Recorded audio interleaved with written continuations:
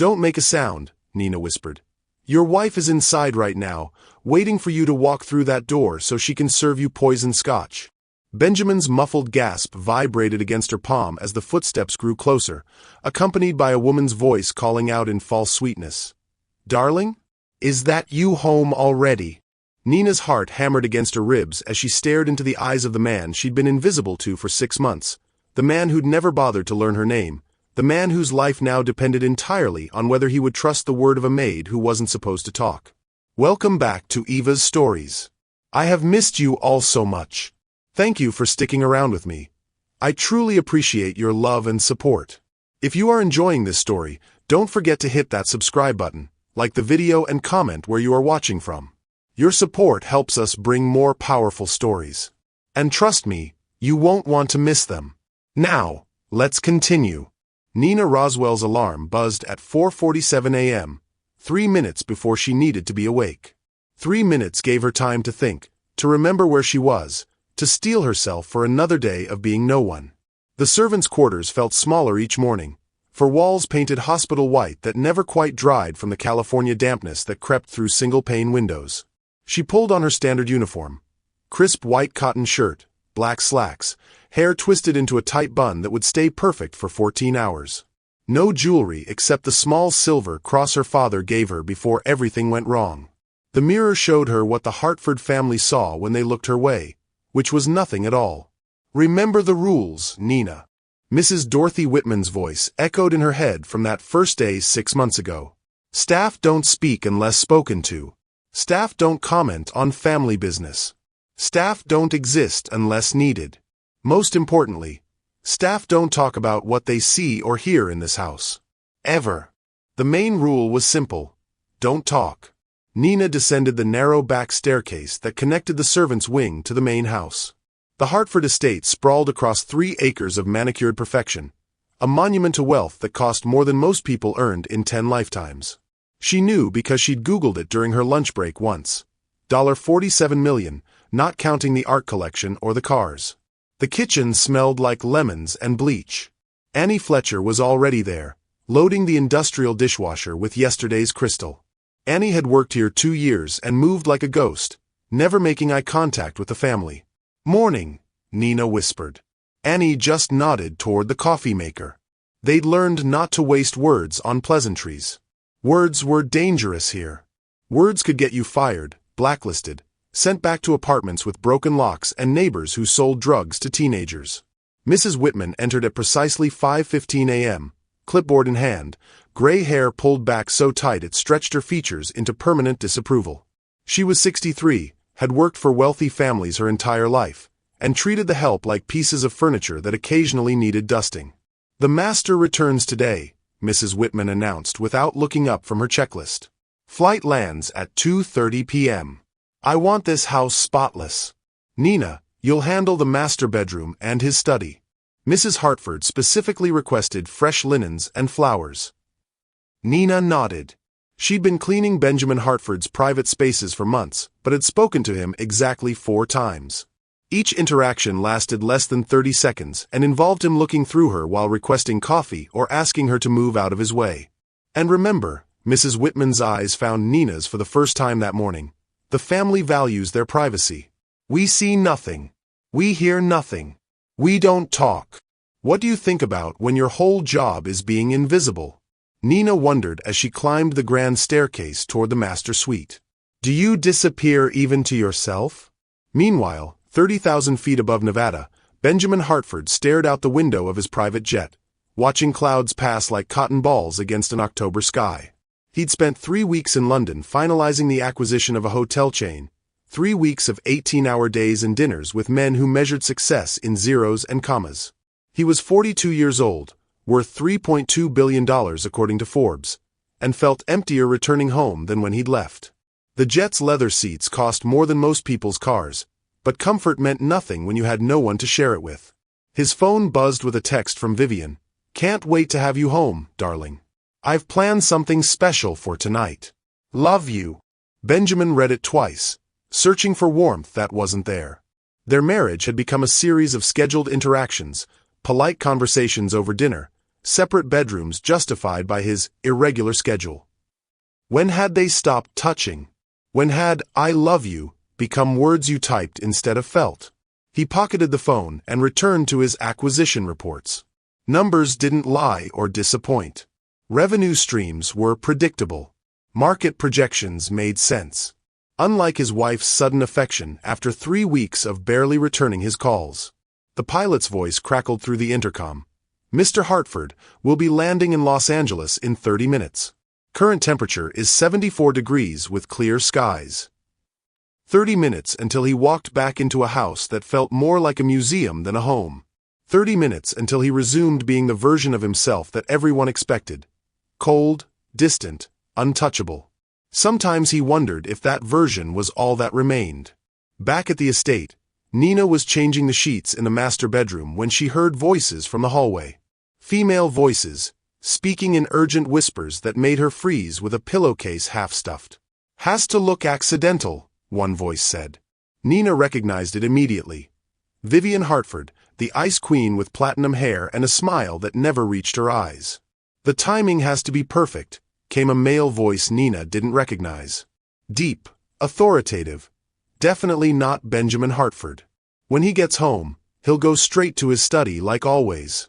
That's when we—" Their voices faded as they moved toward the main staircase. Nina's hands shook as she finished with the pillowcase. She'd heard something she wasn't supposed to hear. Something about timing and accidents and Benjamin Hartford's predictable habits. Don't talk. Don't get involved. Don't even think about what you just heard. But as Nina arranged fresh white roses in the crystal vase on the nightstand, she couldn't shake the feeling that she just overheard something that would change everything. The grandfather clock in the hallway chimed 11:30. Benjamin Hartford's plane would land in 3 hours. Nina tried to focus on her work, but her hands kept trembling as she arranged the flowers. The rules were clear. Staff don't talk about what they see or hear. But what if what you heard was... Stop. She forced herself to concentrate on the roses, their petals soft as silk between her fingers. You heard nothing. You know nothing. You are nothing. That's what 6 months of invisibility had taught her. How to disappear so completely that even she sometimes forgot she existed. But some things you can't unhear. Some whispers cut through silence like knives. And some rules are meant to be broken when lives hang in the balance. Nina's heart hammered against her ribs as she finished arranging the roses. The whispered conversation replayed in her mind like a broken record. Accidents. Timing. Benjamin Hartford's predictable habits. Every instinct screamed at her to leave the master bedroom, to retreat to the kitchen where Mrs. Whitman's watchful eyes would keep her safe in the world of scheduled tasks and silent obedience. But her feet wouldn't move. The voices had come from the direction of the main staircase, which meant Vivian and her mysterious companion had likely gone to the East Wing. Nina knew that wing well. She cleaned those rooms every Tuesday. The East Wing housed Vivian's private sitting room, the one with the French doors that opened onto the garden terrace. Don't get involved. Don't think about what you heard. Don't talk. Nina forced herself to focus on her remaining tasks. She vacuumed the Persian rug with mechanical precision, dusted the antique furniture, and straightened Benjamin's desk in the adjoining study. But every sound made her jump. Every creak of the old house felt like footsteps approaching. At 12:30, she descended to the kitchen for her lunch break. Annie was microwaving leftover soup, and Mrs. Whitman had disappeared into her office to review staffing schedules. The kitchen felt different now, charged with an electricity Nina couldn't shake. "You look pale," Annie whispered, glancing toward Mrs. Whitman's closed office door. "Just tired," Nina lied, unwrapping her peanut butter sandwich. The bread tasted like cardboard in her mouth. Annie studied her for a moment, then leaned closer. "Sometimes this job gets to you. The things you see, the things you hear. The trick is learning how to forget. What if you can't forget? Then you remember why you need this job more than you need your conscience." The words hit Nina like cold water. Annie was right. This job paid $2,800 a month, more than Nina had ever earned in her life. It came with health insurance, 3 meals a day, and a roof over her head. It meant she could send money to her mother in Phoenix, who cleaned office buildings for minimum wage and lived in a studio apartment with bars on the windows. But what if keeping this job meant watching someone die? At 1 p.m., Nina returned to the second floor to clean the guest bathrooms. As she passed the east wing, she heard voices again. This time, they were coming from behind the partially open door of Vivian's sitting room. Nina knew she should keep walking. Knew she should focus on bleach and bathroom tiles and the safety of invisibility. Instead, she found herself setting down her cleaning supplies and moving closer to the door. "The medication will be tasteless in his evening scotch," Vivian was saying, her voice clinical and detached. "Preston, you're certain the dosage will cause the heart attack within 30 minutes? "Completely certain." The male voice belonged to someone comfortable with violence, someone who'd clearly thought through every detail. "The autopsy will show natural causes. Stress-induced cardiac arrest. Very believable for a man his age with his workload." Nina's hand flew to her mouth, stifling a gasp. They weren't just planning an accident. They were planning murder. Premeditated, calculated murder. "And our little insurance policy?" Vivian asked. "The maid will be perfect." Nina Roswell, 26 years old, no family connections. Previous employer was a convenience store in Phoenix. "She'll be the one to discover the body. And when police search her room, they'll find the empty medication bottle we planted there this morning." The floor seemed to tilt beneath Nina's feet. They knew her name. They knew her background. They had already planted evidence in her room to frame her for Benjamin Hartford's murder. "Brilliant," Vivian purred. "A desperate maid steals heart medication from my purse, thinking she can sell it. Instead, she accidentally gives him a lethal dose while serving his evening drink. Tragic mistake. Involuntary manslaughter at worst. She'll get 10 to 15 years. Maybe less with a good lawyer claiming it was accidental. Perfect. By the time she gets out, if she gets out, no one will remember this case or care about the testimony of a convicted felon." Nina pressed her back against the hallway wall, struggling to breathe. 10 to 15 years in prison for a crime she didn't commit. 10 to 15 years because she was nobody, because she was invisible, because people like her were disposable. "What time does Benjamin usually have his evening scotch?" Preston asked. 7 o'clock sharp. He's incredibly predictable. Goes to his study immediately after dinner, pours 2 fingers of Macallan 25, and reviews his financial reports for exactly 1 hour before retiring. "And you'll be where?" "At my book club meeting, of course. 20 witnesses who can confirm I was discussing Victorian literature when my poor husband died of natural causes." Nina heard the sound of ice clinking in glasses. They were toasting. They were celebrating the death of a man who wasn't even home yet, celebrating the destruction of a woman they'd never bothered to see as human. Her vision blurred with tears of rage and terror. She thought about her mother, working double shifts and calling every Sunday to ask if Nina was eating enough, sleeping enough, safe enough. She thought about the father she'd lost to gang violence when she was 16, how the police had barely investigated because one more dead Hispanic man in Phoenix wasn't worth their time. Now they planned to make her the scapegoat for another man's death. "The medication is already in place?" Vivian asked. "Hidden in your purse, exactly where it should be if someone stole it. The empty bottle is in the maid's room, tucked behind her dresser where police will find it during their search." "And you're certain she'll be the one to serve his evening drink?" "Absolutely. We checked her schedule with Mrs. Whitman. Nina handles all evening service to his study. She'll deliver the scotch at exactly 7 o'clock, just like she has every night for the past 6 months." Nina's legs gave out. She slid down the wall until she was sitting on the carpet, her back pressed against the cold plaster. 6 months of faithful service, 6 months of being the perfect invisible employee, and they'd studied her routines like a lab rat. They knew she served Benjamin his evening scotch. They knew her schedule, her background, her vulnerabilities. They'd chosen her specifically because she was powerless, because she was alone, because no one would believe her word against a billionaire's widow. "What about the Hartford heir issue?" Preston asked. "If he dies before signing the new will?" "That's been handled. I found the new will in his safe last week and destroyed it. According to his current legal documents, I inherit everything. The company, the properties, the investments. All of it. Clever woman. I've been planning this for 2 years, darling. Ever since I realized that boring, cold man would never give me what I deserve. He's been too busy building his empire to notice that his wife has been building her own. Nina closed her eyes, trying to process the magnitude of what she'd heard. This wasn't just murder. This was the theft of a business empire worth billions. And she was the expendable pawn they'd used to cover their tracks. The sound of chairs scraping against hardwood made her freeze. They were moving. Getting up. The meeting was ending. Remember, Vivian said, nothing changes in our behavior today. I'll greet Benjamin warmly when he arrives. We'll have dinner together like the loving couple everyone expects to see. And at 7 o'clock, our little problem solves itself. What about afterward? The investigation. I'll be the grieving widow. Shocked, devastated, completely cooperative with police. And when they arrest the maid for accidentally poisoning my husband, I'll be too distraught to comment. Footsteps approached the door. Nina scrambled to her feet and grabbed her cleaning supplies, her hands shaking so violently she nearly dropped the spray bottle.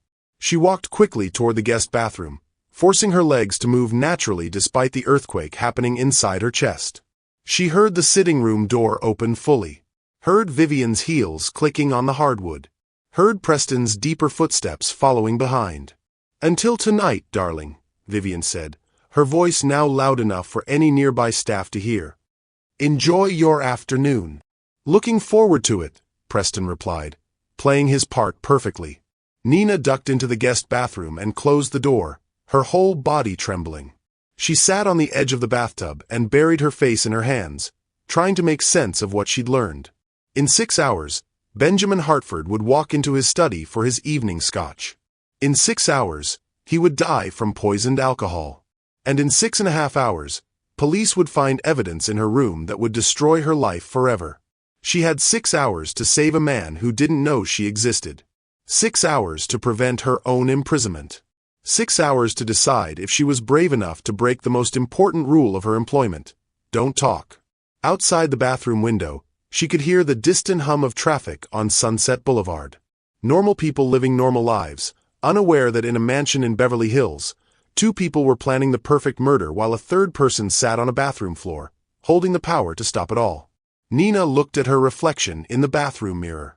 The same face that had been invisible for 6 months looked back at her. But something had changed. Something in her eyes that hadn't been there an hour ago. For the first time since arriving at the Hartford estate, Nina Roswell was seen. Not by the family, not by Mrs. Whitman, not by anyone who mattered, but by herself. And sometimes, that's where courage begins. Nina remained frozen on the bathroom floor for 23 minutes, watching the second hand of her watch tick away precious time. Each second brought Benjamin Hartford closer to death and brought her closer to a prison cell she didn't deserve. But knowing what to do and finding the courage to do it were 2 different battles. Who would believe you? The voice in her head sounded like every authority figure who'd ever dismissed her. You're nobody. A maid. An immigrant's daughter with a high school education and calloused hands. They're billionaires. Respected. Connected. Who do you think the police will believe? She forced herself to stand, to splash cold water on her face, to resume the pretense of normal duties. But nothing felt normal anymore. Every task felt like preparing for a funeral. Every clean surface mocked her with its innocence while poison waited in Vivian's purse just down the hall. At 2:15 p.m., Mrs. Whitman appeared in the doorway of the guest bathroom where Nina was scrubbing grout with mechanical precision. Mr. Hartford's plane has landed, Mrs. Whitman announced. He'll be home within the hour. I need you to prepare fresh coffee for his arrival and ensure his study is perfect. He'll want to review his mail immediately. Nina nodded, not trusting her voice. An hour. Benjamin Hartford had 1 hour of life remaining before walking into the trap that would destroy them both. Are you feeling ill? Mrs. Whitman's sharp eyes studied Nina's face. You look pale. Just tired, ma'am. Well, shake it off. The master expects perfection, especially after a long business trip. And Nina. Mrs. Whitman's voice dropped to the familiar tone of warning. Remember our rules. Whatever personal problems you might have, they stay out of this house. The family doesn't need to see your troubles. If only you knew, Nina thought as Mrs. Whitman's heels clicked away down the marble hallway. The family's troubles are about to become everyone's troubles. Nina made her way to the kitchen and began preparing Benjamin's arrival coffee with trembling hands. The routine felt surreal. Colombian dark roast, exactly 2 sugars, served in the bone china cup with the Hartford family crest. She'd prepared this same coffee dozens of times, never knowing she was serving a man who would die at 7 o'clock tonight. Annie entered the kitchen carrying a basket of laundry. You still look terrible, she whispered, glancing toward Mrs. Whitman's office. What's wrong? Nina stared at her fellow maid, this woman who'd learned to forget what she saw and heard in order to survive. Could she tell Annie? Could she trust anyone in this house where silence was survival? If you overheard something terrible, Nina whispered back, something that could hurt people, what would you do? Annie's face went pale. She set down the laundry basket and gripped Nina's arm. You didn't hear anything. You didn't see anything. Whatever it was, you forget it right now. But what if someone's life was in danger? Then you save your own life first. Annie's voice carried the weight of hard experience. I worked for a family in Boston before this. The husband was beating his teenage daughter. I reported it to child services, thinking I was doing the right thing. You know what happened? They fired me, blacklisted me, made it impossible for me to get work anywhere in Massachusetts. The daughter. She begged the social workers to leave her alone, said I was lying, that I was just a disgruntled employee trying to cause trouble. Nina felt her heart sink. What happened to her? I don't know. But I know what happened to me. 6 months unemployed, evicted from my apartment, sleeping in my car until I finally found work in Florida cleaning hotel rooms for half the pay. Annie's grip tightened. That girl chose her family over the truth. You need to choose your survival over whatever you think you know. The kitchen door swung open, and Mrs. Whitman appeared with her clipboard. Nina, take Mr. Hartford's coffee to the front entrance. His car just pulled into the driveway. Nina picked up the silver tray with shaking hands. Through the kitchen window, she could see the black Mercedes sedan rolling up the circular driveway. In 60 seconds, she would face the man whose death she could prevent with a single sentence. Just say it, she told herself as she walked toward the front entrance. Tell him his wife is trying to kill him. Tell him about the poison, about the planted evidence, about everything. But Annie's story echoed in her mind. What if he didn't believe her? What if Vivian and Preston were smart enough to destroy the evidence before police arrived? What if Nina lost everything and Benjamin still died because no one took the word of a maid seriously? The front doors were solid oak, 12 feet tall with brass handles that cost more than Nina's annual salary. She positioned herself beside them and waited, heart hammering against her ribs like a caged bird. The Mercedes stopped in front of the marble steps. The driver, a professional chauffeur named Robert whom Nina had seen but never spoken to, got out and opened the rear door. Benjamin Hartford emerged looking exactly like what he was, a man who owned the world but found no joy in it. His charcoal suit was perfectly tailored, his black hair silver at the temples, his expression distant and tired. At 42, he carried himself with the unconscious authority of someone who'd never been told no, never been ignored, never been invisible. He climbed the front steps without acknowledging Robert, without noticing the perfectly maintained gardens, without seeing anything except the next task on his mental checklist. This was a man who moved through life in a bubble of wealth and isolation, protected from the real world by money and staff and the assumption that everyone around him existed solely to serve his needs. The front doors opened, and Benjamin Hartford stepped into his foyer for the last time. "Welcome home, sir," Nina said, offering the coffee tray with hands she willed to stop shaking. Benjamin glanced at her for perhaps 2 seconds. No recognition flickered in his dark eyes. She was furniture to him, a function rather than a person. He took the coffee cup without saying thank you, without acknowledging her existence beyond the service she provided. "Has my wife returned from her errands?" he asked, directing the question to the air rather than to Nina specifically. Yes, sir. Mrs. Hartford is in the East Wing. He nodded and walked toward his study, coffee cup in hand, already pulling out his phone to check messages. Nina watched him go, this man who would be dead in 4.5 hours unless she found the courage to break every rule that kept her employed. Say something, her conscience screamed.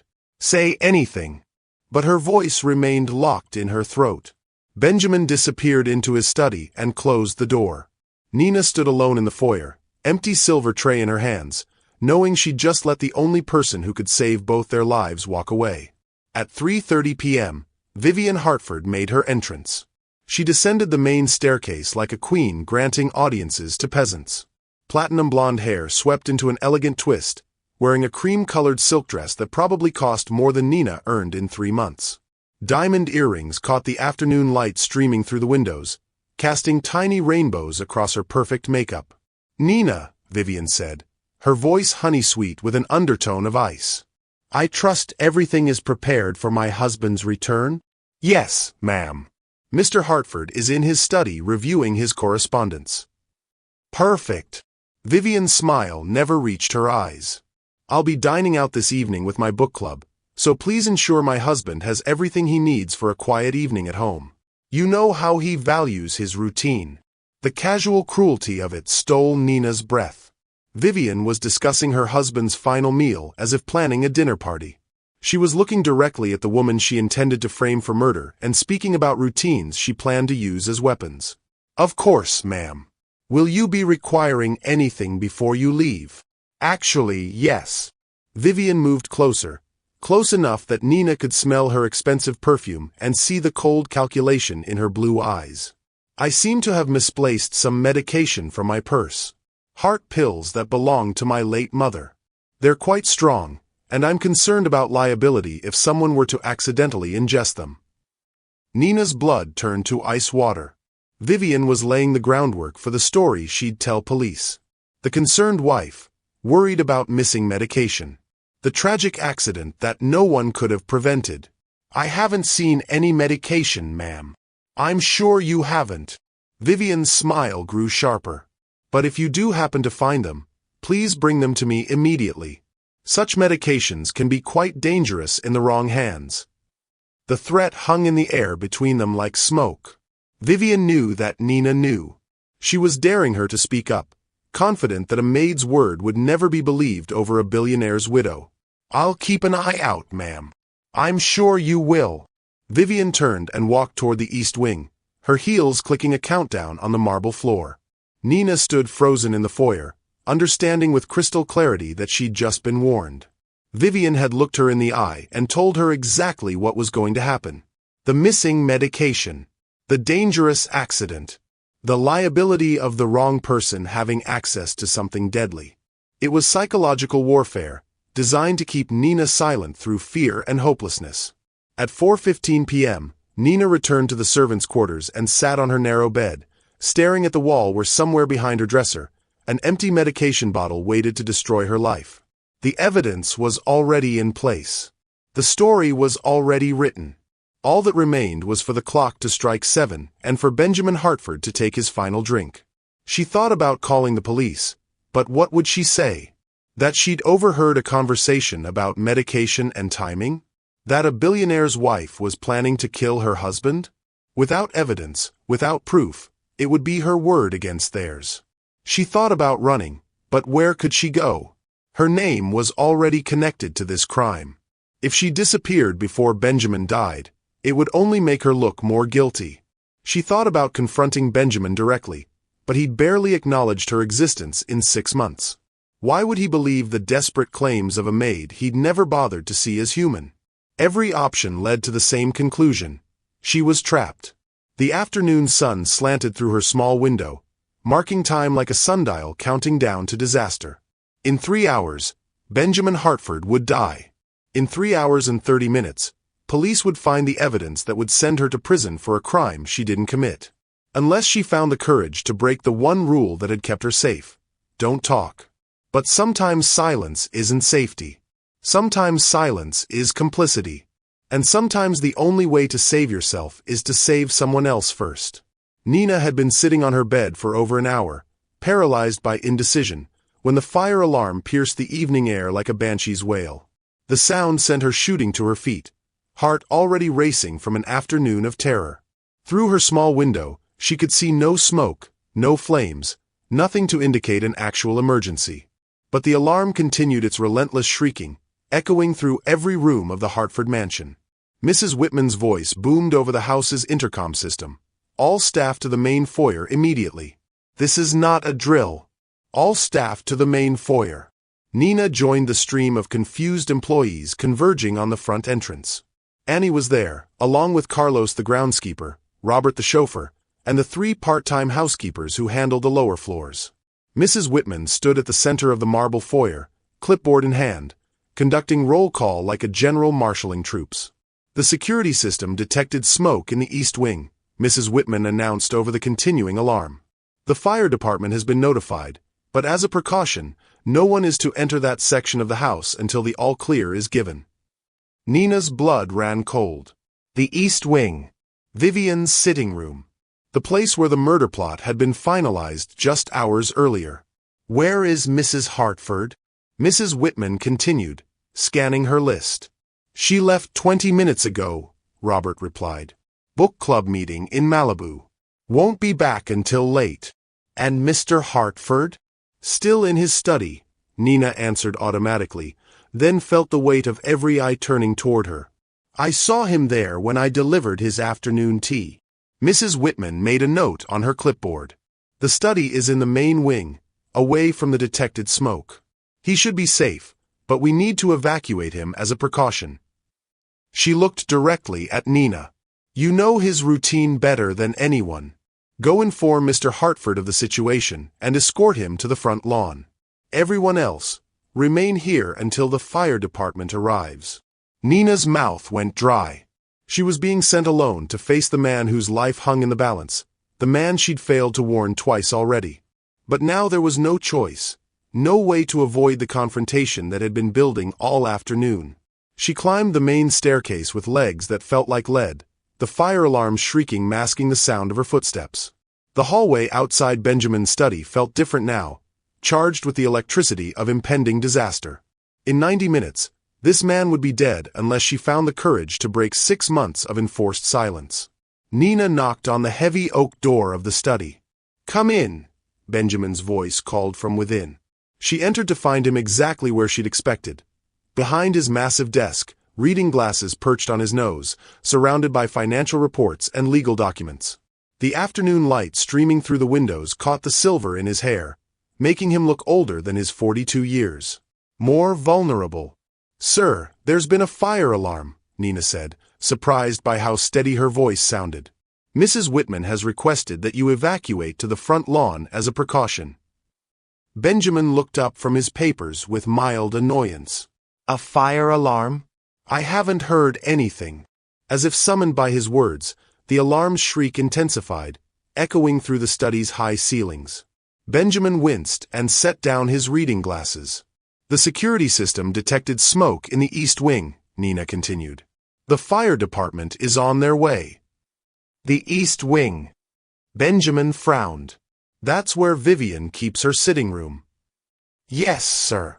He stood slowly, gathering his most important documents into a leather portfolio. Well, I suppose we should take this seriously. These old houses and their electrical systems. He moved around the desk, bringing him within 3 feet of Nina for the first time in their 6 months of shared existence. This close, she could see the exhaustion in his dark eyes, the fine lines of stress around his mouth. This close, she could smell his cologne and see the way his expensive shirt couldn't quite hide the tension in his shoulders. This was a man carrying burdens he never shared with anyone, isolated by wealth and position and the assumption that money could solve every problem. Except the problem waiting for him at 7 o'clock. They walked toward the study door together, and Nina felt the weight of opportunity pressing down on her like a physical force. She could speak now. She could tell him everything.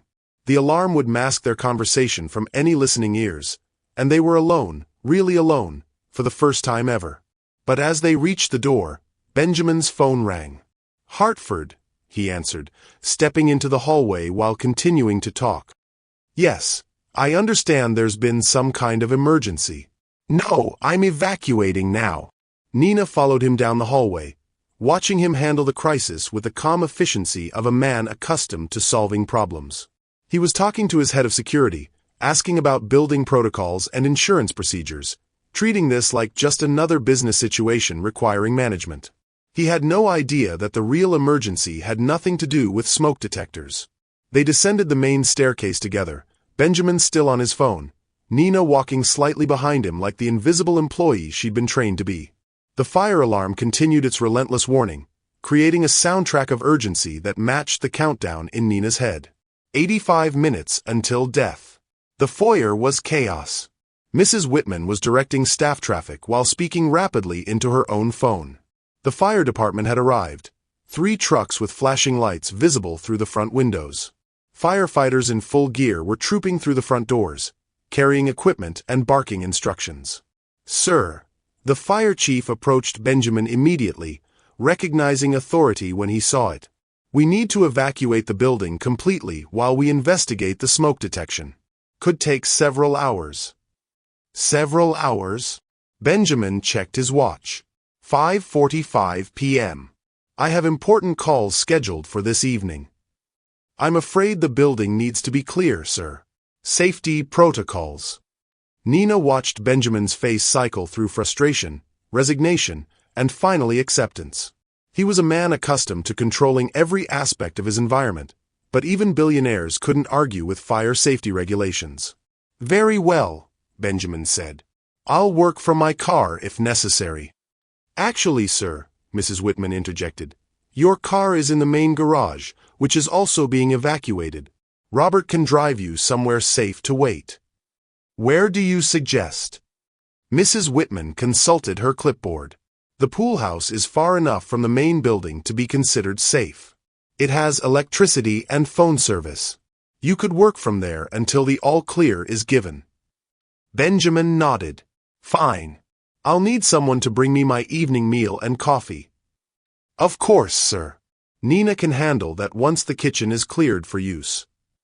Nina felt destiny clicking into place like puzzle pieces. The pool house. Isolated from the main building. Away from Mrs. Whitman's supervision. Away from Vivian's watchful eyes. Away from everyone except the man she needed to save.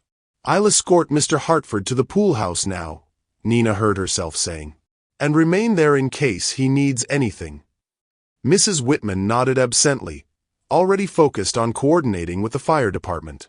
Benjamin was typing on his phone, managing his evening calls from a distance.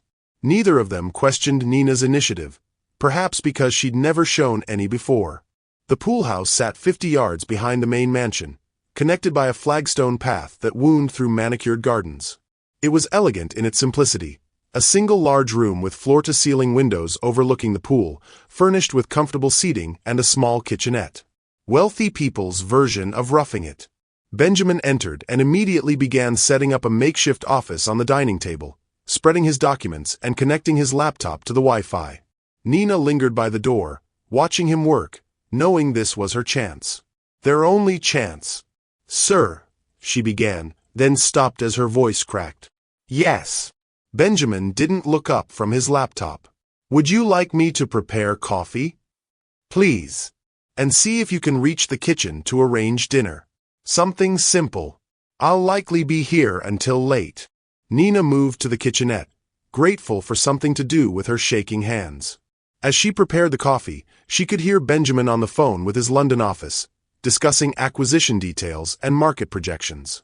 His voice was confident, authoritative, completely unaware that he was living his final hours. She served the coffee in a simple ceramic mug, not the bone china he was accustomed to. When she set it beside his laptop, he glanced up for just a moment. Thank you. He paused, clearly trying to remember her name. Nina. Sir. Nina Roswell. Thank you, Nina. The first time he'd ever said her name. The first time he'd acknowledged her as a person rather than a function. Something broke open in her chest at the sound of her own name in his voice. This man who was about to die didn't even know who she was, and somehow that made everything worse. Benjamin returned to his phone call, and Nina retreated to the small seating area by the windows.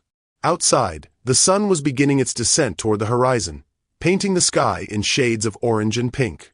Beautiful and terrible, like watching a countdown painted in sunset colors. She looked at her watch. 6:15 p.m. 45 minutes until Benjamin would normally return to his study for his evening scotch. 45 minutes until Vivian's plan reached its deadly conclusion. But Vivian thought Benjamin was safely in his study, following his predictable routine. She didn't know about the fire alarm, about the evacuation, about the pool house. For the first time since Nina had overheard the murder plot, circumstances were working in their favor. Benjamin finished his call and reached for his coffee, taking a long sip while reviewing a contract. Normal, everyday actions that seemed precious now because Nina knew how few of them he had left. Tell him, her conscience screamed. Tell him now while you can. But her voice remained trapped behind 6 months of training, 6 months of invisibility, 6 months of being told that her thoughts and feelings and knowledge didn't matter. Benjamin glanced at his watch. What time do they typically serve dinner? 6:30, sir. Good. I'll want to return to the house by 7. I have my evening routine to maintain. Nina's blood turned to ice. He was planning to return for his 7 o'clock scotch. Planning to walk directly into the trap that would kill him. The fire alarm had only delayed the inevitable. Unless she found her voice in the next 29 minutes. Unless she finally broke the rule that had defined her existence since arriving at the Hartford estate. Unless she learned that some silences were more dangerous than speaking up. Benjamin returned to his work, completely unaware that the woman serving his coffee was the only thing standing between him and death. Completely unaware that his predictable routine had become a weapon pointed at his heart. The pool house felt smaller suddenly, intimate in a way that terrified and empowered Nina simultaneously. They were alone together, really alone, with no Mrs. Whitman to monitor her behavior. No other staff to witness her breaking protocol. Just a billionaire and a maid, trapped together by circumstance, with 28 minutes to save both their lives. Nina looked out at the sunset and made her choice. Mr. Hartford, Nina said, her voice cutting through the quiet hum of his laptop.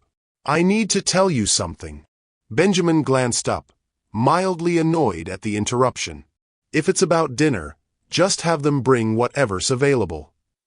It's not about dinner. Nina stepped closer to his makeshift desk, her heart hammering so hard she was certain he could hear it. It's about your wife. Something in her tone made Benjamin stop typing. He leaned back in his chair, studying her face with the focused attention he usually reserved for financial reports. What about my wife? The words stuck in Nina's throat like broken glass. 6 months of silence, 6 months of being invisible. 6 months of don't talk warred against the desperate need to save this man's life. She looked at his face, really looked at it, and saw something she'd never noticed before, loneliness. Deep, bone-deep loneliness that all the money in the world couldn't fill. She's planning to kill you tonight, Nina said, the words tumbling out like water through a broken dam. At 7 o'clock when you have your evening scotch. She's going to poison it. Benjamin's expression didn't change for 5 full seconds. Then he laughed, a short, sharp sound without humor. I'm sorry, what did you just say? Your wife and a man named Preston are planning to murder you. I overheard them this afternoon. They have heart medication, something strong that will cause a heart attack. They're going to put it in your scotch and make it look like natural causes. Benjamin stood slowly, his face cycling through disbelief, anger, and something that might have been fear. Nina, is it? That's a very serious accusation you're making about my wife. I know how it sounds. I know you have no reason to believe me. But they've already planted evidence in my room to frame me for it. An empty medication bottle that will make it look like I stole the pills and accidentally gave you too much. Frame you? Benjamin's voice was sharp now, focused. Why would they frame you? Because I'm nobody. Because I'm disposable. Because who would believe a maid over a billionaire's widow? Nina's voice cracked, 6 months of invisibility bleeding through her words. They know my schedule, they know I serve your evening scotch, they know I have no family connections or money for lawyers. I'm the perfect scapegoat. Benjamin walked to the window, staring out at the pool where the setting sun painted the water gold and crimson. His shoulders were rigid, his hands clasped behind his back in the pose Nina had seen him take when closing difficult business deals. This is impossible, he said finally. Vivian and I may have our problems, but murder? That's insane. Is it? Nina moved closer, desperation making her bold. When's the last time she told you she loved you and meant it? When's the last time you had a real conversation? When's the last time she seemed happy to see you come home? Benjamin's silence stretched long enough to answer the question. They're not doing this for passion, Nina continued. They're doing it for money. Your wife mentioned a will, something about inheriting everything if you die before signing a new one. Benjamin turned sharply. What did she say about a will? That she found your new will and destroyed it. That according to your current legal documents, she inherits your entire estate. The color drained from Benjamin's face. My new will was locked in my private safe. The combination is known only to me and my attorney. Maybe your attorney isn't as trustworthy as you thought. Or maybe your wife is more resourceful than you realized. Benjamin walked back to the table and sat down heavily, his head in his hands. The new will would have changed everything. Most of my estate was going to charity, with Vivian receiving only a modest allowance. She would have gone from inheriting billions to receiving a few million. That's motive for murder. But poison? A conspiracy.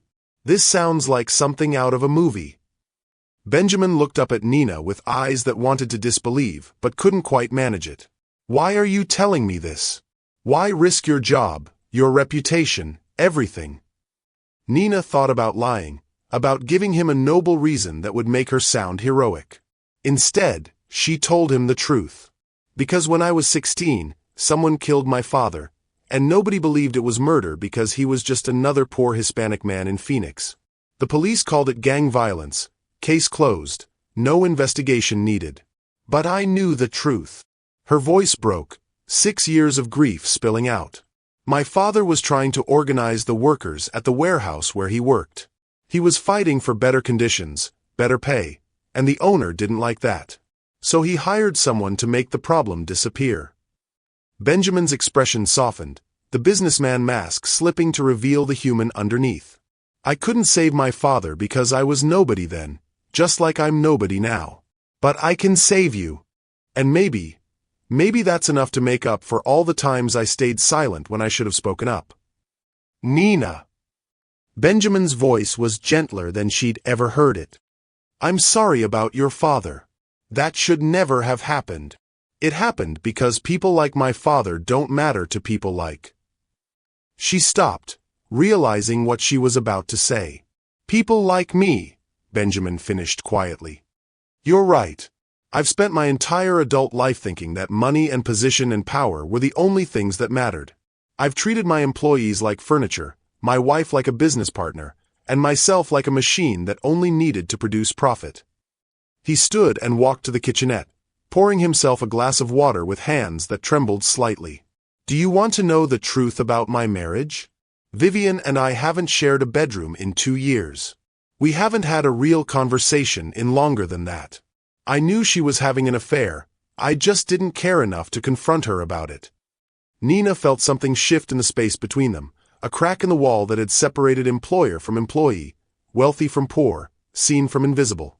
I thought if I just kept working, kept building the company, kept accumulating more wealth, eventually I'd feel something. Satisfaction, maybe. Happiness.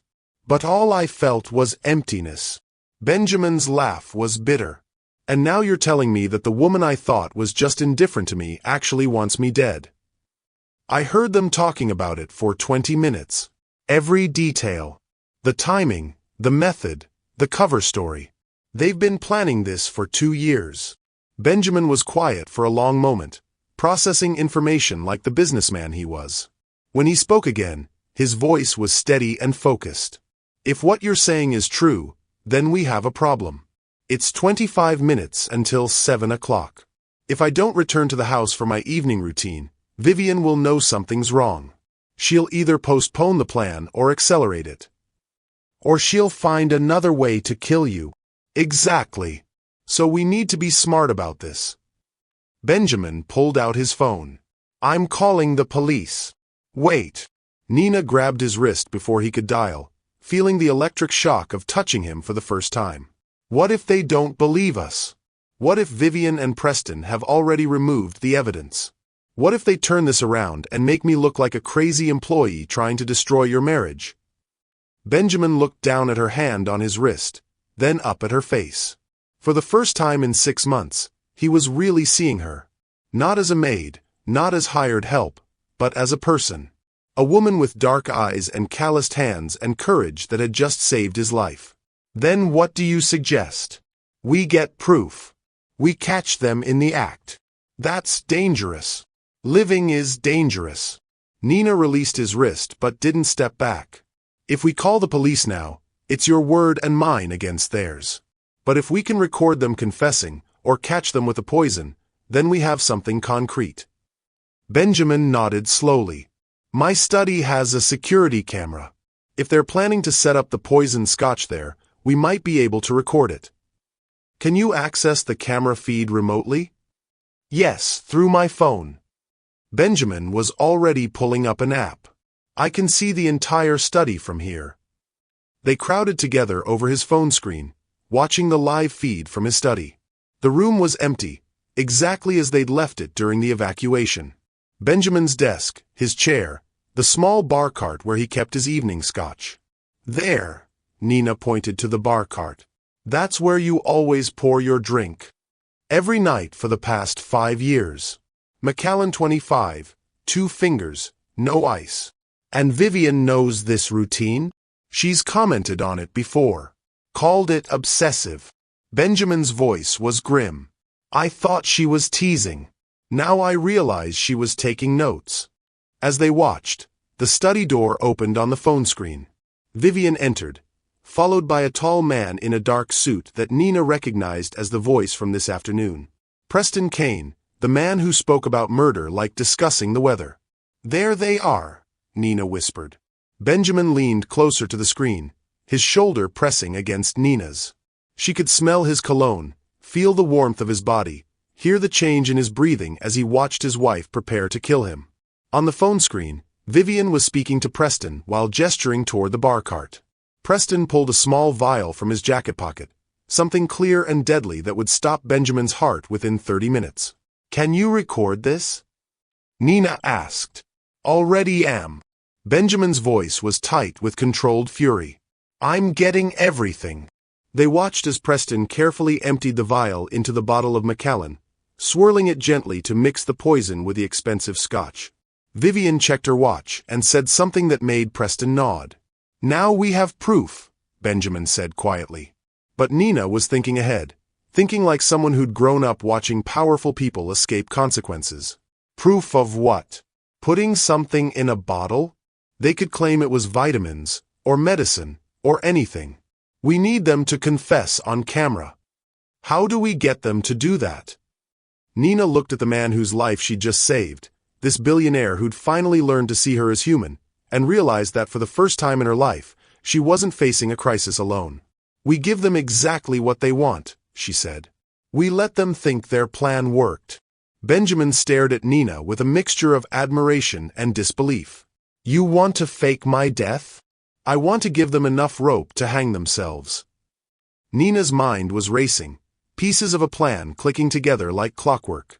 They need to believe you're dead so they'll feel safe enough to celebrate. That's when people tell the truth, when they think they've won. And how exactly do we convince them I'm dead without actually killing me? Nina moved to the pool house's large windows, studying the layout of the grounds. The main house was ablaze with lights from the fire department's investigation, but the pool area remained dark and secluded, perfect for what she had in mind. The pool, she said. It's deep enough, isolated enough. We stage a drowning. Benjamin joined her at the window, his reflection ghost-like in the glass beside hers. You're talking about an incredibly dangerous deception. If this goes wrong, if we do nothing, you die tonight anyway. Nina turned to face him, struck again by how different he looked when he wasn't hiding behind wealth and distance. Without his usual armor of authority, Benjamin Hartford was just a man who'd been invisible in his own life, as lost and alone as she was. At least this way, we control the outcome. Benjamin was quiet for a long moment, businessman's mind calculating risks and probabilities. Assuming we could pull off a convincing drowning, how do we record their confession? They're not going to discuss murder while standing over my supposedly dead body. They will if they think they're alone. If they believe I'm in custody, if they think they've fooled everyone, they'll let their guard down.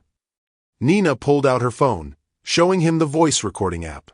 I hide this somewhere in the study, then discover your body and raise the alarm.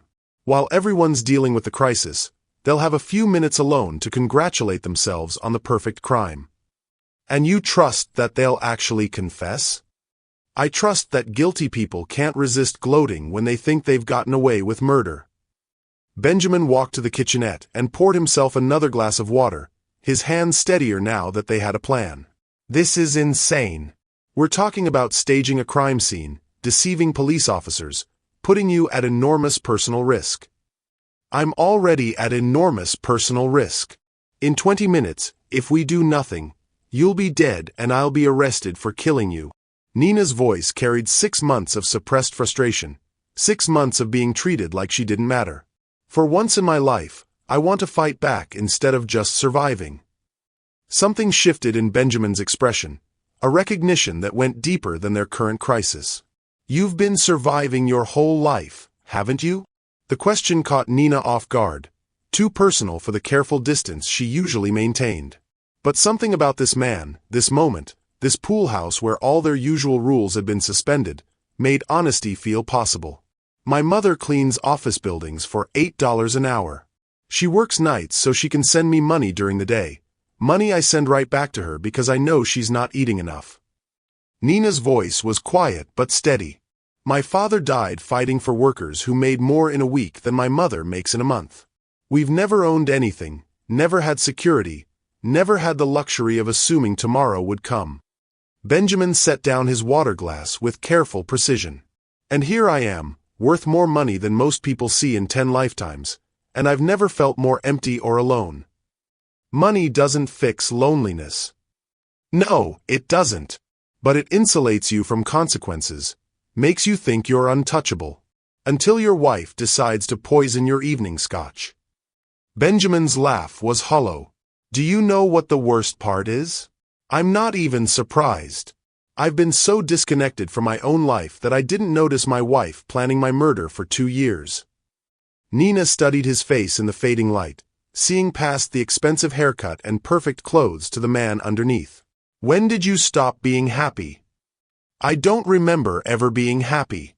Content, maybe. Satisfied with achievements. But happy. Benjamin shook his head.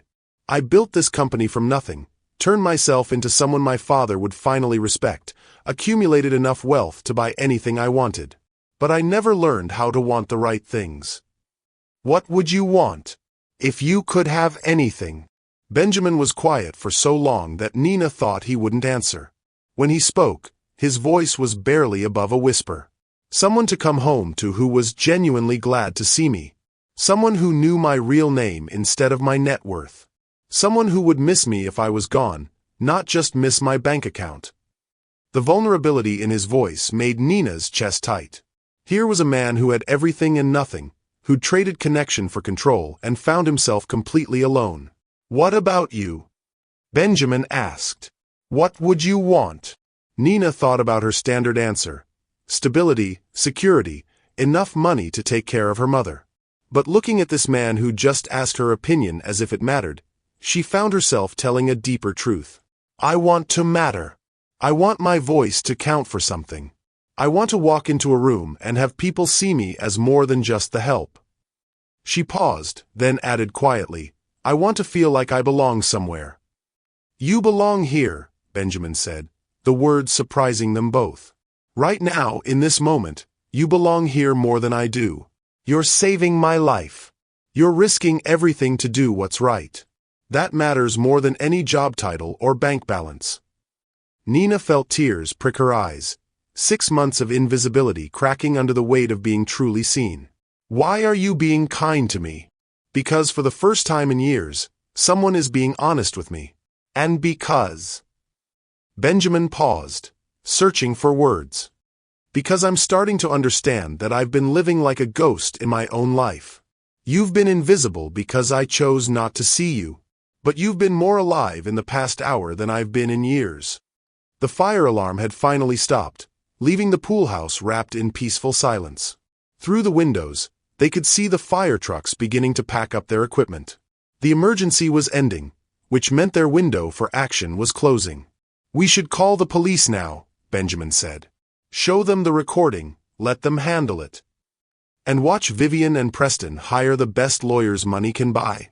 Watch them claim the recording was doctored, that I'm a disgruntled employee trying to destroy your marriage. Nina shook her head. We need more than just video evidence. We need a confession so clear and detailed that no jury could ignore it. Benjamin checked his phone. 6:52 p.m. 8 minutes until my scheduled death.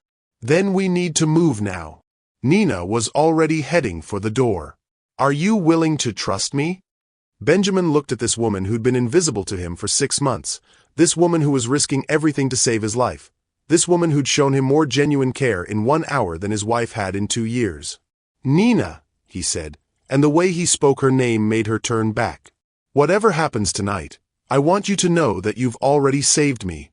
Not just from dying, but from living like I was already dead. The words hit Nina like a physical force. 6 months of careful emotional distance crumbling in an instant.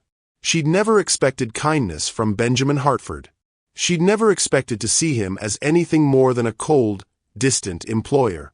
But here in this pool house, with danger closing in around them, she was discovering that he was as lonely and lost as she was.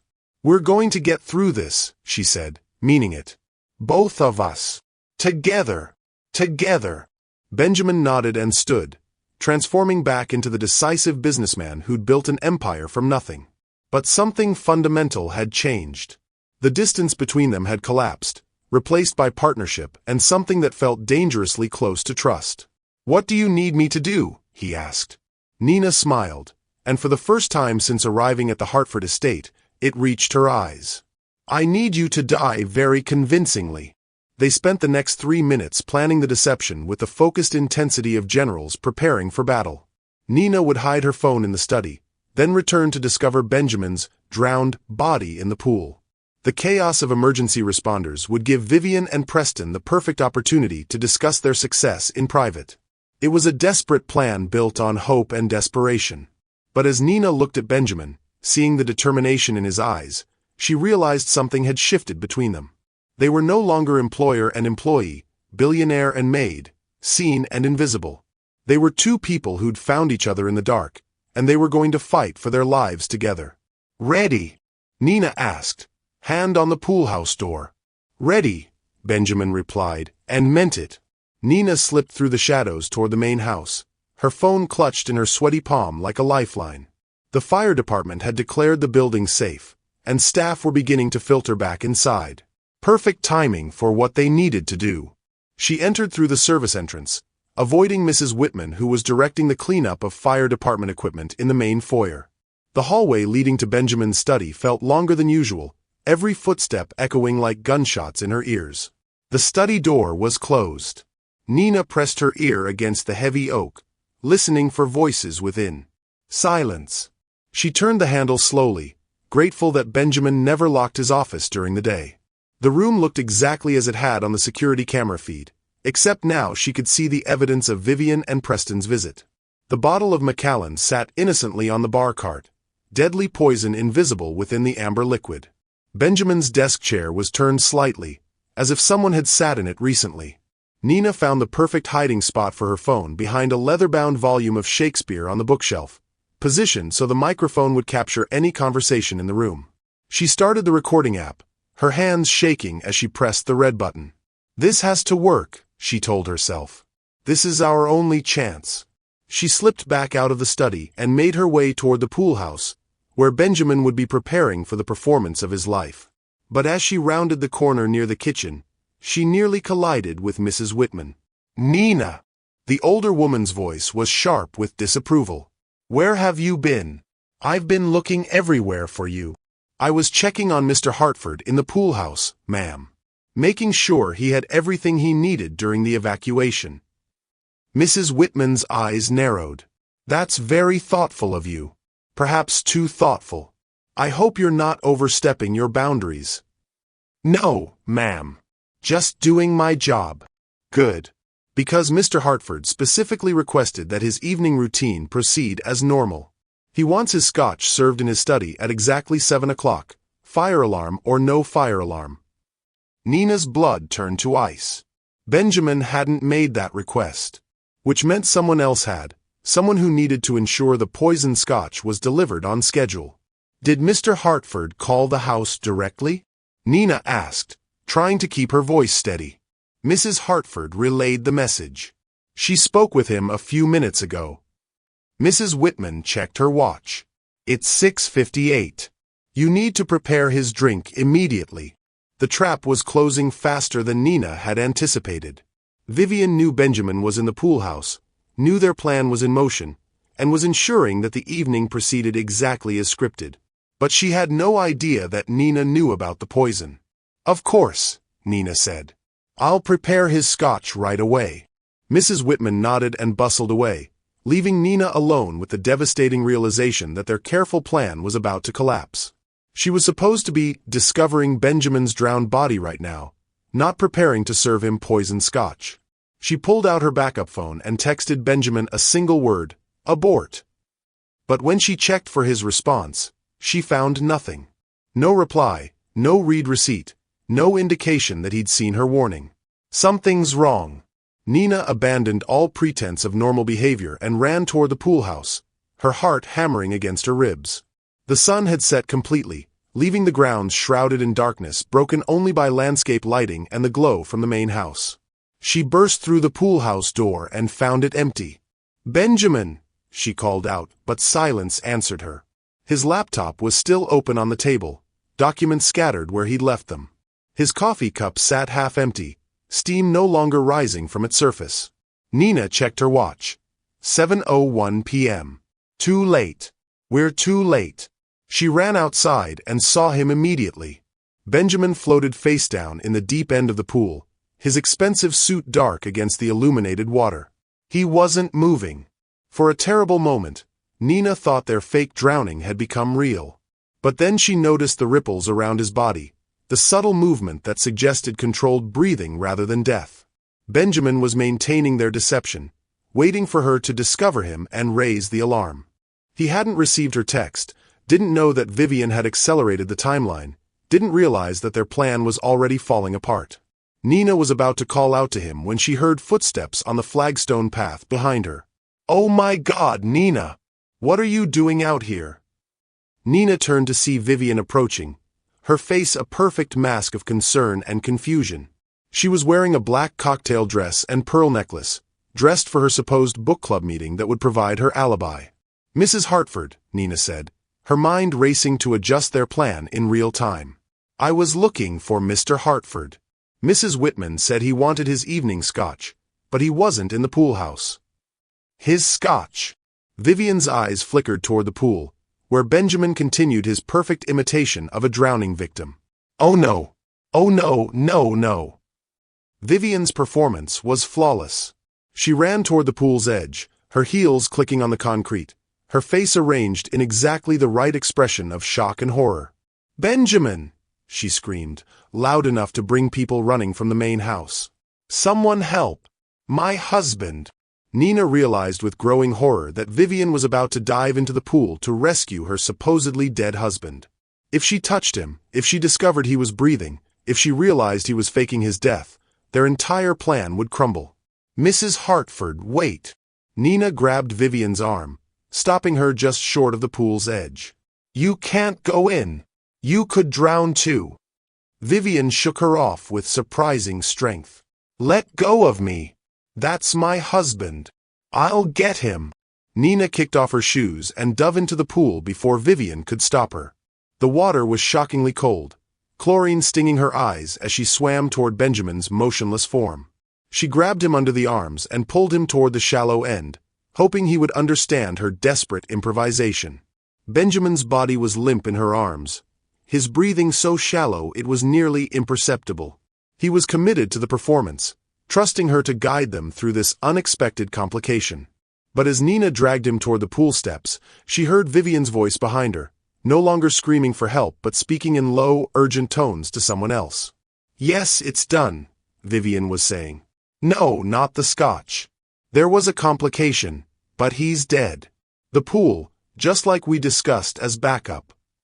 Nina's blood froze. There had been a backup plan. Vivian and Preston had prepared for multiple scenarios, including one where Benjamin drowned in his own pool. And somehow, their fake drowning had triggered the backup narrative. "Make sure you destroy the medication," Vivian continued. "We won't need it now." And Preston, "Make certain the maid doesn't become a problem."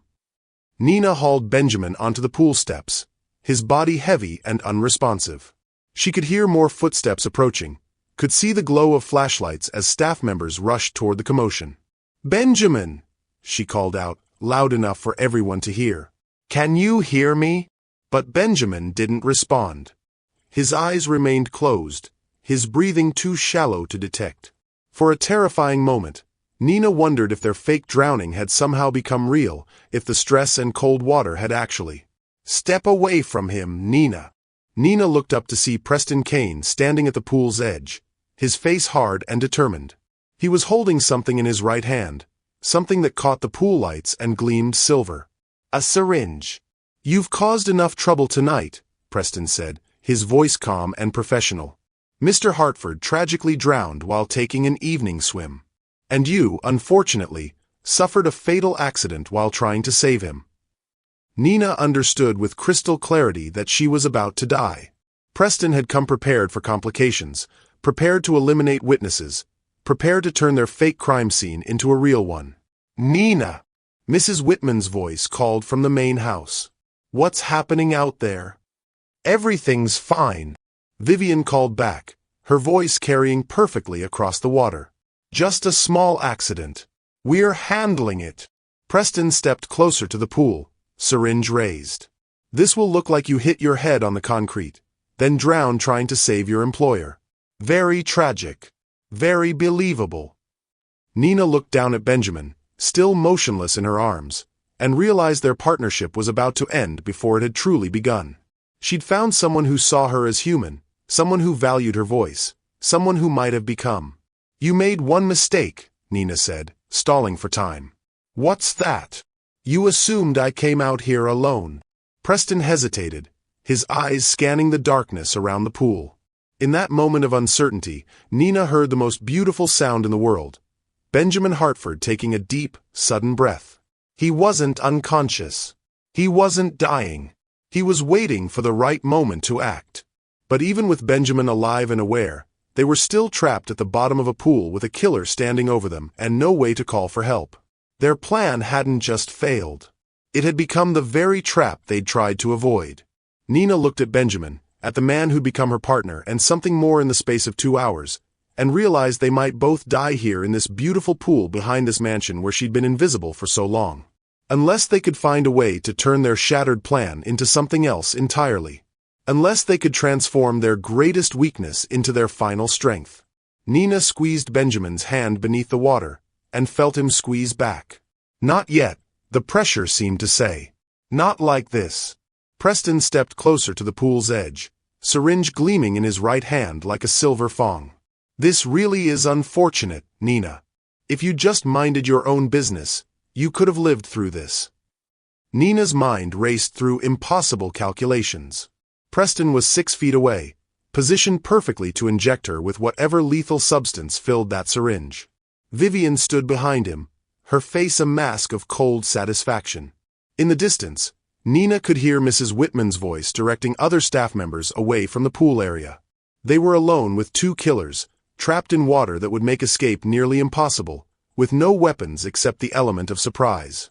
And Benjamin, who everyone believed was already dead. "What's in the syringe?" Nina asked, buying time while her mind worked frantically. Succinylcholine, Preston replied with clinical detachment. Causes instant paralysis. You'll drown while fully conscious but unable to move. The autopsy will show only drowning as cause of death. You've done this before. I'm very good at solving problems for wealthy clients. Preston's smile was cold and professional. Vivian has been planning this for 2 years. Every contingency, every possible complication. Including you. Vivian moved to stand beside Preston, her earlier performance of grief completely abandoned. You should have stayed invisible, Nina. That's what you were hired for. But you just couldn't help yourself, could you? Nina felt Benjamin's body tense slightly in her arms, a barely perceptible shift that told her he was preparing to move. Whatever they were going to do, it had to happen now. You're right, Nina said, looking directly at Vivian. I should have stayed quiet. Should have followed the rules. Should have let you murder your husband and frame me for it. Murder! Vivian laughed, a sound like breaking crystal. Benjamin's been dead for years. I'm just making it official. Is that what you told yourself when you destroyed his new will? When you started sleeping with Preston? When you decided $3 billion was worth more than your husband's life? Vivian's face hardened. You don't know anything about my marriage. Benjamin Hartford is a cold, emotionally distant machine who cares more about his quarterly reports than his own wife. I've been a widow in everything but name for years. So you decided to become one for real. I decided to take what I deserve. Do you have any idea what it's like being married to a man who looks through you? Who treats you like an expensive accessory? Who's never once asked what you want or how you feel? The irony hit Nina like a physical blow. Vivian was describing exactly what Benjamin had done to every employee in his house, including Nina herself. The difference was that Vivian had chosen wealth and status over love, while Nina had never been given a choice at all. He's changing, Nina said quietly. People can change. No, they can't. Benjamin Hartford will always be exactly what he is, a man who values money over human connection. And now he's about to pay the ultimate price for that choice. Preston checked his watch. We need to finish this. The staff won't stay away much longer. He knelt beside the pool, syringe raised toward Nina's exposed neck. In approximately 3 seconds, she would be paralyzed and drowning. In 4 seconds, Benjamin would be alone with 2 killers who believed he was already dead. Nina made her choice. Instead of pulling away from the syringe, she lunged toward it, grabbing Preston's wrist with both hands and pulling him toward the water. The sudden movement caught him off guard, and he tumbled forward into the pool with a splash that sent waves across the surface. At the same moment, Benjamin exploded into motion. He'd been holding his breath and playing dead for nearly 10 minutes, and now he used every ounce of stored energy to surge up from the water like a man reborn. His hands found Preston's throat before the killer could orient himself in the chlorinated chaos. Benjamin! Vivian screamed, her voice cracking with genuine shock for the first time all evening. You're supposed to be dead. Sorry to disappoint you, Benjamin gasped, wrestling with Preston in the waist-deep water. But your plan had some flaws. Preston was strong and experienced, but he was also wearing a suit that was now waterlogged and heavy. The syringe had disappeared somewhere in the pool during his fall, lost among the churning waves and struggling bodies. Nina grabbed Preston's shoulders, trying to help Benjamin restrain him, but Preston twisted free and drove his elbow into her ribs. Pain exploded through her chest, and she went under for a moment, swallowing chlorinated water that burned her throat. When she surfaced, gasping and coughing, she saw Vivian running toward the pool house. She's going for a phone, Nina shouted to Benjamin. If she calls for help first, if she spins this as a home invasion or attack. Benjamin understood immediately. If Vivian controlled the narrative, if she called 911 claiming that Nina had attacked them both, their evidence would be worthless. She could destroy the hidden recording, claim self-defense, hire lawyers who would turn Nina into the villain. Go! Benjamin commanded, still grappling with Preston. Stop her!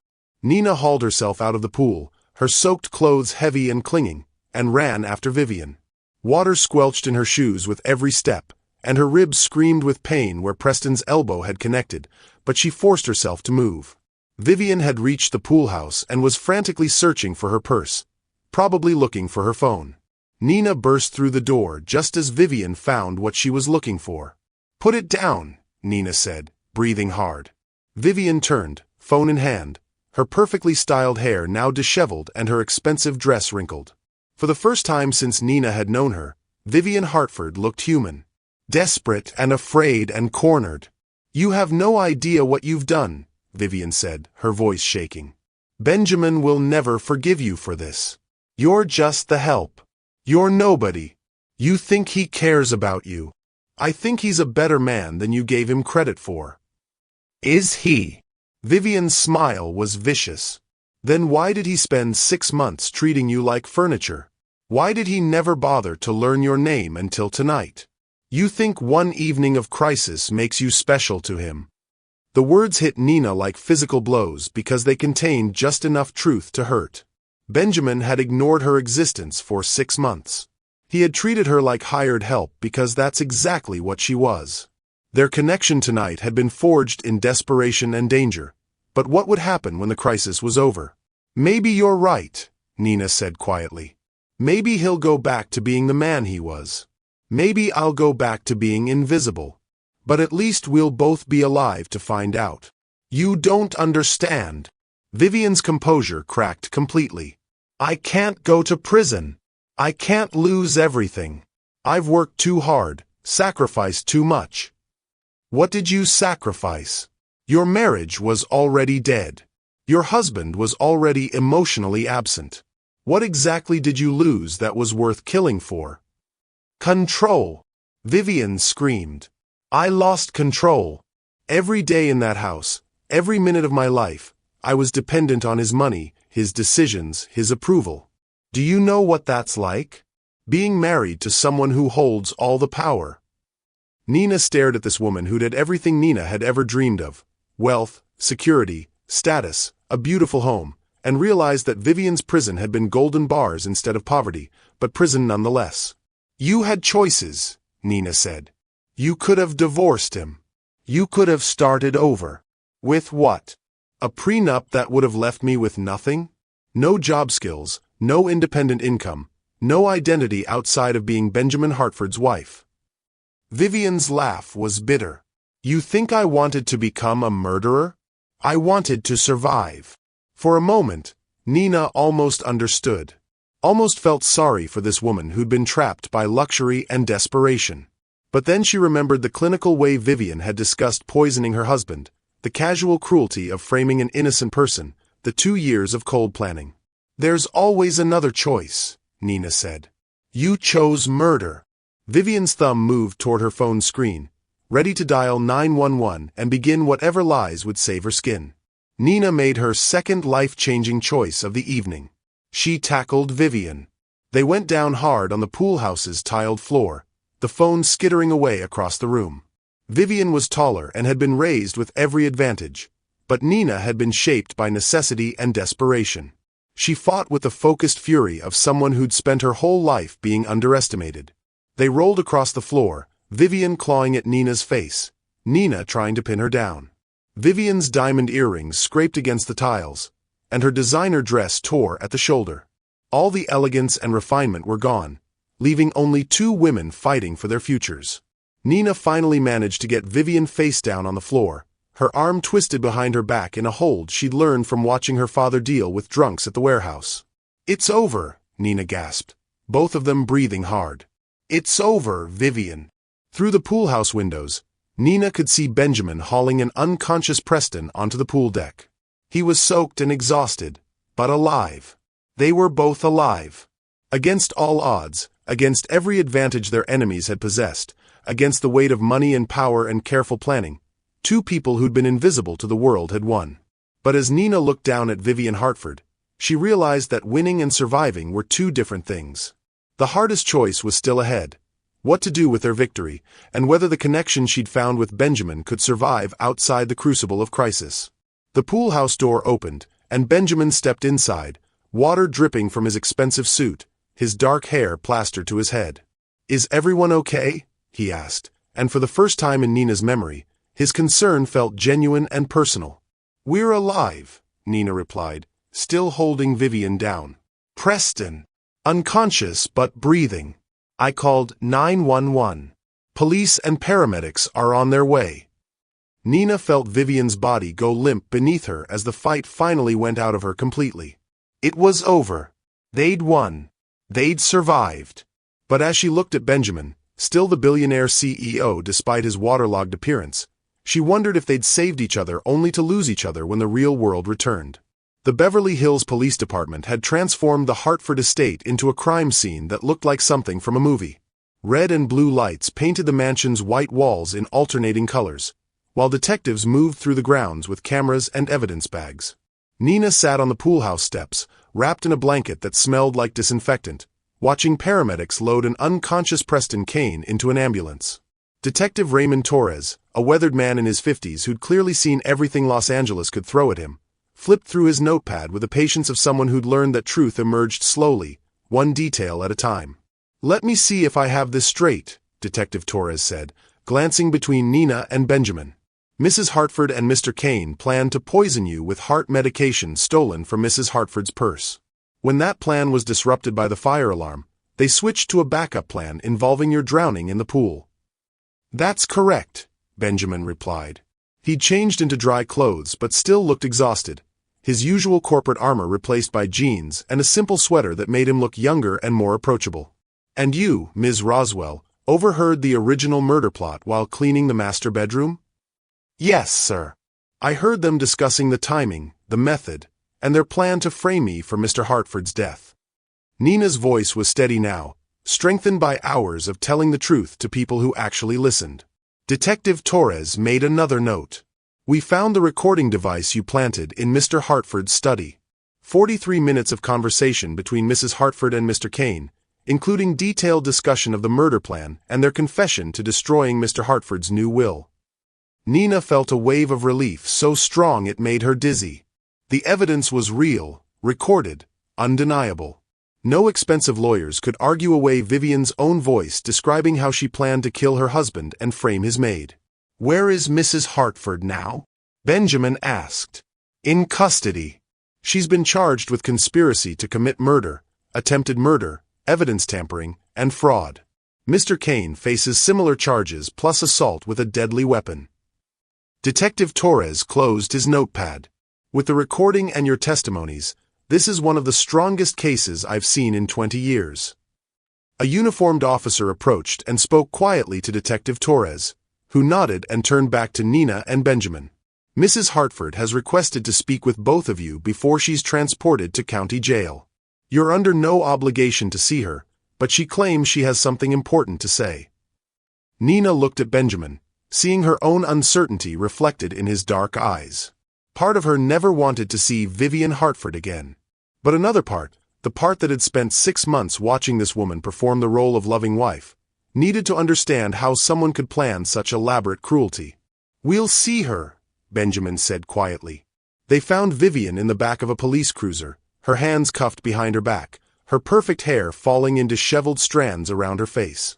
The designer dress she'd worn to establish her alibi was wrinkled and torn from her fight with Nina. Without makeup and styling, she looked older, more fragile, almost human. Detective Torres opened the car door, and Vivian looked up at them with eyes that held no trace of the cold calculation Nina had seen earlier. "Benjamin," Vivian said, her voice hoarse, "I need you to know that I never meant for it to go this far." "You planned my murder for 2 years," Benjamin replied, his tone carefully neutral. "How much further could it have gone? I was desperate, trapped. I felt like I was disappearing in that house, becoming less real every day." Vivian's gaze shifted to Nina. "You understand that feeling, don't you? Being invisible." Nina felt an unexpected stab of sympathy, quickly followed by anger. "I was invisible because I had no choice. You were invisible because you chose wealth over authenticity. There's a difference." "Is there?" Vivian's smile was bitter. "You think poverty gives you some moral superiority? You think struggle makes you better than me? I think murder makes you worse than almost anyone." Vivian was quiet for a long moment, staring at her cuffed hands. When she spoke again, her voice was barely above a whisper.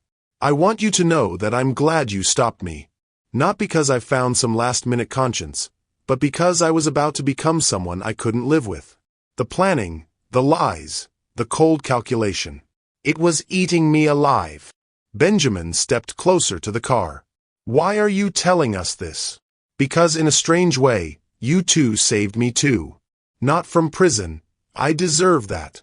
But from becoming a monster. Vivian looked directly at Nina. And because I owe you an apology.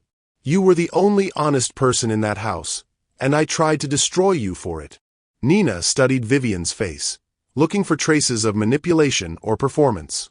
But what she saw was exhaustion and something that might have been genuine regret. I forgive you, Nina said, surprising herself. Not because you deserve it, but because carrying hatred would make me less than I want to be. Vivian's eyes filled with tears. Take care of him, she said. Benjamin spent so long protecting himself from feeling anything that he's forgotten how to be human. But tonight, with you, I saw glimpses of the man I married 10 years ago. Detective Torres closed the car door, and the police cruiser pulled away, carrying Vivian Hartford toward a future that would be measured in years rather than luxury. Nina and Benjamin stood in the driveway, watching the taillights disappear into the Beverly Hills night. Around them, the crime scene was winding down. Evidence had been collected, statements had been taken, and the truth had finally been given voice. What happens now? Nina asked. Benjamin was quiet for a long moment, his hands in his pockets, his gaze fixed on the distant city lights. I suppose that depends on what you want to happen. What I want? Nina laughed, but there was no humor in it. Mr. Hartford, I'm a maid who just tackled your wife in a pool house. I don't have the luxury of wanting things. Benjamin, he corrected gently. And yes, you do. You've earned the right to want things. You've earned the right to choose. Nina felt something crack open in her chest, 6 months of careful emotional distance finally crumbling completely. I want to matter. I want my voice to count. I want to wake up tomorrow in a world where I'm not invisible. Then don't be invisible. It's not that simple. Isn't it? Benjamin turned to face her fully. Nina, you saved my life tonight. You risked everything to do what was right. You fought 2 killers and won. You've proven that you're extraordinary. The only question is whether you believe it. Nina looked at this man who'd been a stranger 12 hours ago and was now offering her something she'd never dared hope for, a future where she mattered. What about the differences between us? The money, the social class, the fact that I was your employee. What about them? Benjamin stepped closer. Tonight I learned that none of that matters. What matters is finding someone who sees you, really sees you, and chooses to stay anyway. And you see me? I see a woman who's braver than anyone I've ever met. I see someone who fought for a stranger because it was right. I see someone who made me remember what it feels like to be human. Benjamin's voice was soft but certain. I see someone I don't want to lose. Nina felt tears on her cheeks, but for the first time in years, they were tears of joy rather than sorrow. I don't want to be your employee anymore. Good. Because I'm hoping you'll consider being something much more important. What's that? My partner. In business, in life, in everything. Benjamin's smile was tentative but real. I know it's crazy. I know we've only really known each other for a few hours. But those hours showed me more truth than the past 2 years combined. Nina thought about all the reasons this couldn't work, all the obstacles they'd face, all the people who would say a billionaire and a former maid couldn't build something real together. Then she thought about the way Benjamin had trusted her completely in the pool, the way he'd fought beside her without question, the way he'd seen her as an equal when it mattered most. Yes, she said simply. Yes. Yes to being partners. Yes to taking the risk. Yes to building something real together. Nina stepped closer to him, close enough to see the gold flecks in his dark eyes. Yes to not being invisible anymore. Benjamin cupped her face in his hands, his touch gentle and reverent. Are you sure? Because once we do this, There's no going back to the way things were. I don't want to go back. I want to go forward. When Benjamin kissed her, it was soft and sweet and tasted like chlorine and hope. It was the kiss of two people who'd found each other in the dark and chosen light. It was the kiss of survivors who decided to become something more. They broke apart as Detective Torres approached one final time. "Sorry to interrupt," he said with a knowing smile. "But we're finishing up here. Ms. Roswell, you're free to go. Mr. Hartford, we'll need you available for the next few weeks as this case develops, but there shouldn't be any issues." "Actually," Benjamin said, his arm around Nina's shoulders, "we'll both be available. We're partners now." Detective Torres nodded approvingly. "Good for you both. Justice works better when good people stick together." As the last police car pulled away, Nina and Benjamin walked toward the main house together. The mansion looked different now, less imposing and more like what it could become, a home instead of a museum, a place where love could grow instead of wither. "So what's our first order of business as partners?" Nina asked. "I was thinking we should start with changing the household rules," Benjamin replied. "Beginning with the most important one." "Which is?" Benjamin stopped walking and turned to face her, his expression serious but his eyes warm with possibility. "From now on," he said, "everyone in this house is encouraged to talk. Your voice matters, Nina. Your thoughts matter. You matter." Nina smiled, feeling truly seen for the first time in her life. "I like that rule." "Good," Benjamin said, pulling her closer. "Because we're going to spend the rest of our lives proving that the best conversations happen when two people really listen to each other." As they walked toward their future together, Nina realized that sometimes the most important words aren't the ones you say, but the ones you finally have the courage to speak. And sometimes, the person who saves your life is the same person who teaches you how to live it. The Hartford estate had witnessed murder plots and betrayal, lies and violence. But tonight, it had also witnessed something much more powerful. Two invisible people choosing to see each other, choosing to fight for each other, and choosing to build something beautiful from the ashes of everything that had come before. 6 months later, Nina Roswell Hartford adjusted the simple gold band on her left ring finger as she reviewed the quarterly report spread across her mahogany desk. Through the floor-to-ceiling windows of her corner office, she could see the Pacific Ocean glittering in the afternoon sun, a view that still took her breath away even after 3 months of working here.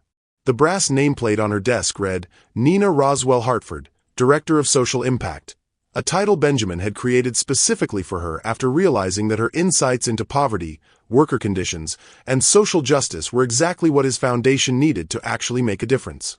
A soft knock interrupted her concentration. "Come in," she called, looking up to see Benjamin entering with 2 cups of coffee and that smile that still made her heart skip. "Thought you might need fuel for the Phoenix trip," he said, setting down her coffee and stealing a quick kiss. 6 months of marriage hadn't diminished the electricity between them. If anything, it had grown stronger as they learned to build a life together. "Is the jet ready?" Nina asked, closing the report and reaching for her travel bag. "Ready and waiting.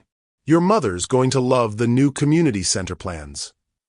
Nina smiled, thinking about the conversation she'd had with her mother the night after Vivian's arrest. Carmen Roswell had listened to the entire incredible story with the stoic patience of a woman who'd raised a daughter to be strong, then simply said, "Mija, I always knew you were meant for something bigger. I'm proud of you for saving that man's life. Now let me talk to my future son-in-law." The transition hadn't been seamless. Carmen had initially been overwhelmed by Benjamin's wealth and what it meant for their family. But when Benjamin had quietly paid off her mortgage, arranged for her to receive full health care benefits through his company, and then asked her permission to marry her daughter, Carmen had seen past the money to the man underneath. "How's the staff adjustment going?" Benjamin asked as they walked toward the elevator. "Better than expected. Mrs. Whitman was shocked when we told her the truth about that night, but she's embraced the new household policies completely." Nina laughed, remembering the older woman's reaction to learning that her perfect employer had nearly been murdered by his wife. "She actually thanked me for saving the family honor. And she's been wonderful about training the new staff on the Everyone Matters philosophy." They'd kept most of the original staff, but with dramatically different working conditions. Fair wages, health benefits, educational opportunities, and most importantly, the knowledge that their voices mattered.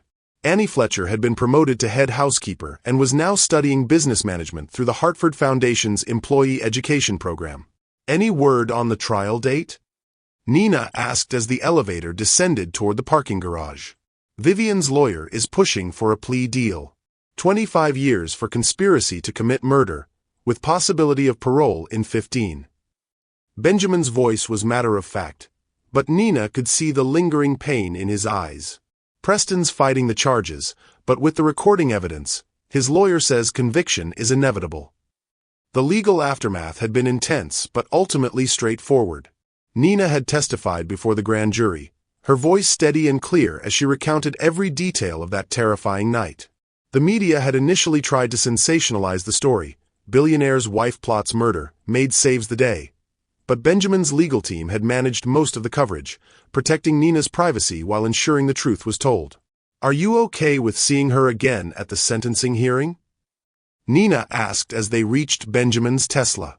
"I am. Strangely enough, I think I've forgiven her too. Not for what she tried to do, but for showing me how empty my life had become. Her betrayal forced me to examine everything, to realize that I'd been sleepwalking through my existence."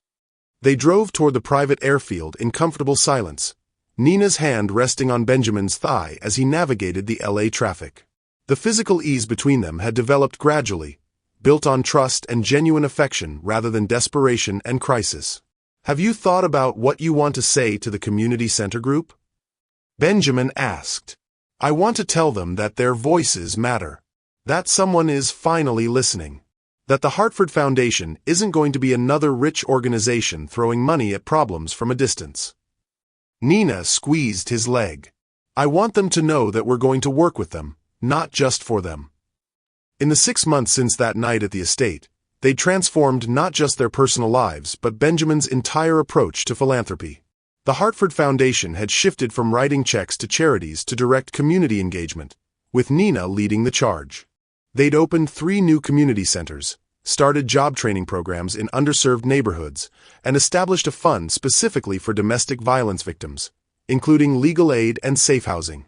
The private jet was a small Cessna Citation, comfortable but not ostentatious. Benjamin had learned to balance his wealth with Nina's values, keeping the practical benefits while eliminating the excess that made her uncomfortable.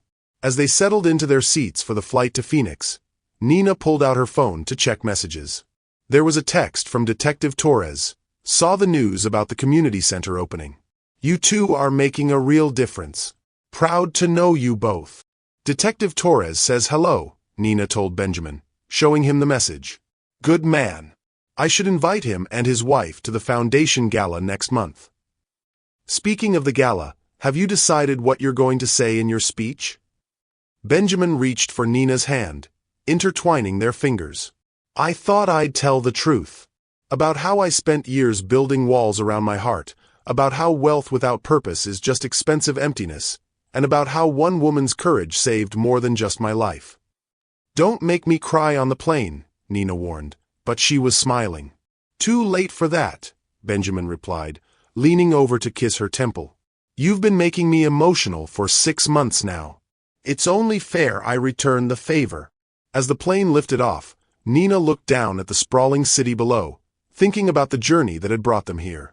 The Beverly Hills mansion had been sold, the proceeds donated to domestic violence prevention programs. They now lived in a beautiful but modest home in Santa Monica, close enough to the ocean for morning walks and far enough from Benjamin's old life to feel like a fresh start. "Any regrets?" Benjamin asked, following her gaze out the window. "About which part? Tackling your wife in a pool house?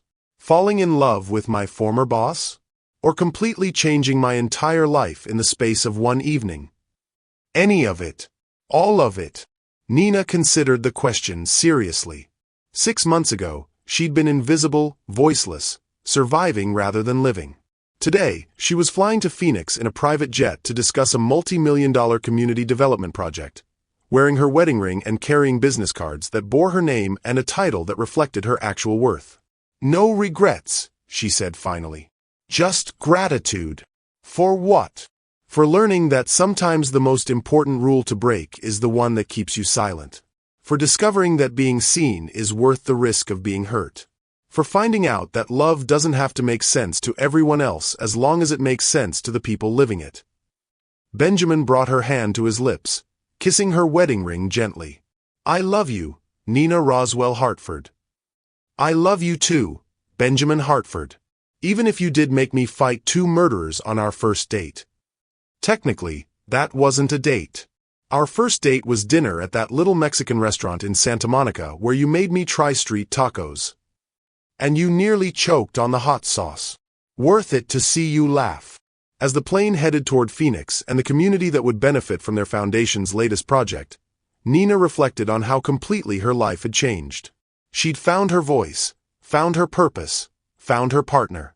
She'd learned that being invisible wasn't protection. It was prison. And she'd discovered that sometimes the greatest love stories begin with the simple act of refusing to stay silent. The girl who'd once been nobody was now somebody who mattered. The maid who'd been told, "Don't talk," was now someone whose voice carried weight and whose words created change. And the billionaire who'd forgotten how to feel was now a man who woke up every morning grateful for the woman beside him, the work they did together, and the life they'd built from honesty, courage, and the radical act of truly seeing each other. In the end, they'd saved more than just each other's lives. They'd saved each other's souls. And they were just getting started. Thank you for staying with me until the very end of this incredible journey. If this story touched your heart, wait until you see what's coming next. It's even more powerful and inspiring than you can imagine. So don't go anywhere. Click on that video showing on your screen right now to dive into another amazing story that will absolutely blow your mind.